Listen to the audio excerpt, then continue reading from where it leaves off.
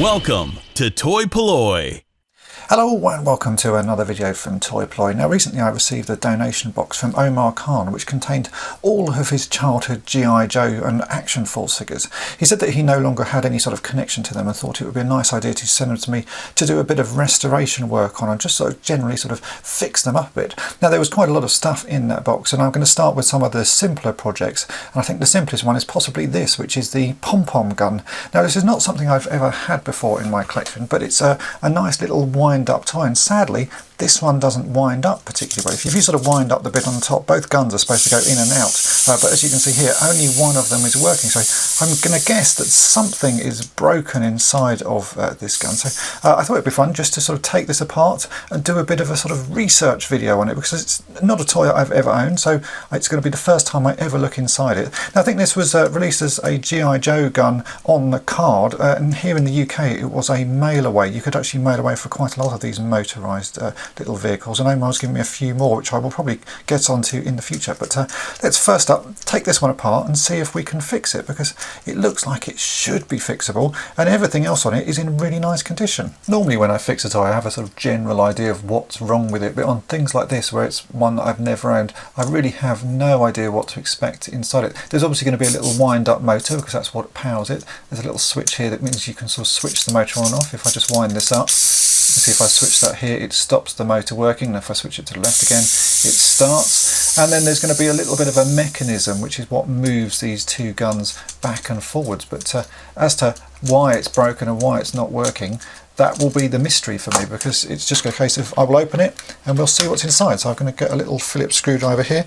I have a little pot to put the screws in and we will just open it up and have a look.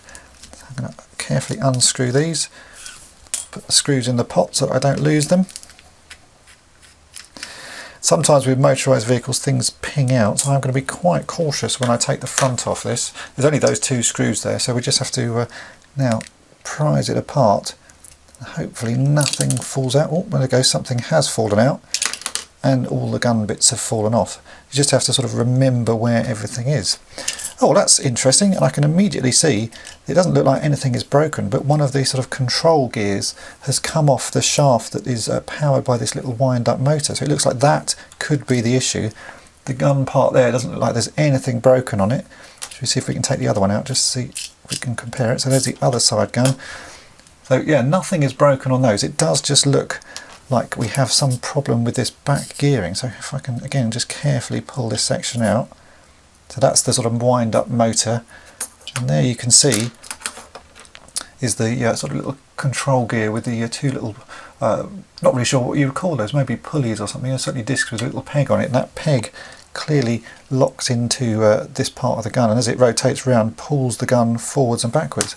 But you can see one of them has come off, so I wonder why that would have happened. Let's just see if we can push this on, see what happens. It seems like quite a firm fitting. Maybe this was just a sort of badly made toy and it was never pushed on properly. Oh, yeah, they both come off fairly easily actually. So if I just push those back in place, I think that's possibly all that needs fixing on this. They're really not a great deal. Now I would guess that both of these pegs need to be set so one is forwards while one is back, because that will be the way the motion is sort of given to the guns. You don't want, if you had them both in one direction, both guns would move forwards at the same time. You want one to move forwards and one to move back. So let's just reposition that. I think that's possibly all we need. It could be that we could do a little bit of super glue on something on there if it does come loose again, but let's try putting this back together and we'll see how well it works. Putting the toy back together is really just a case of remembering which way round everything went when you took it apart. So on this one the gear was on the left hand side if I remember correctly, so we're just going to drop that back in and get the motor, and that must just clip over the top. It doesn't look like there's much more you have to do than that, just sort of push it through. Yeah, that seems to work all right. Yeah, now we need to slot these guns in, which I can see being a little bit of a sort of a tricky thing, because you've got to get that little loop over the pegs on the side. So let's just see how easy that is to do, and make sure nothing falls out. So we just drop that one in as well. Oh yeah, this is the tricky bit. I think the sort of job that needs an extra pair of hands. Alright, so that's that in, and now we have to drop the top of the toy back on and make sure nothing falls out. So let's see if I can do that. I've got the camera in the way, which always makes this sort of thing a lot trickier to do. There we go. And then we can put the 2 screws back in and we'll give it a test.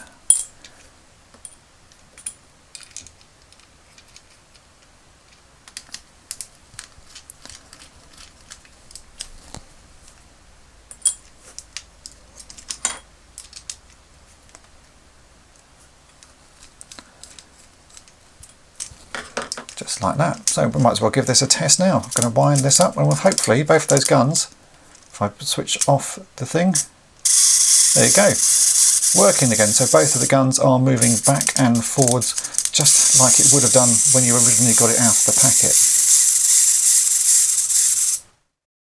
P-O-Y, P-O-L-L-O-I.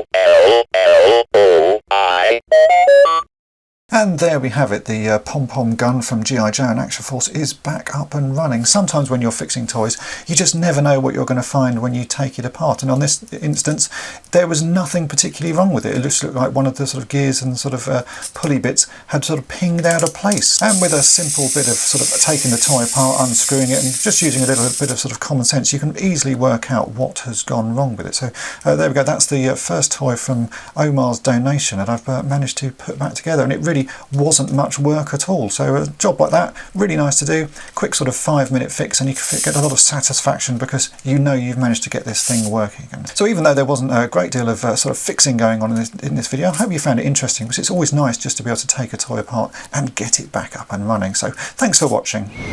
Thanks for watching toy-polloi. Subscribe for more great videos. You can also follow toy-polloi on Twitter, Facebook, and Instagram.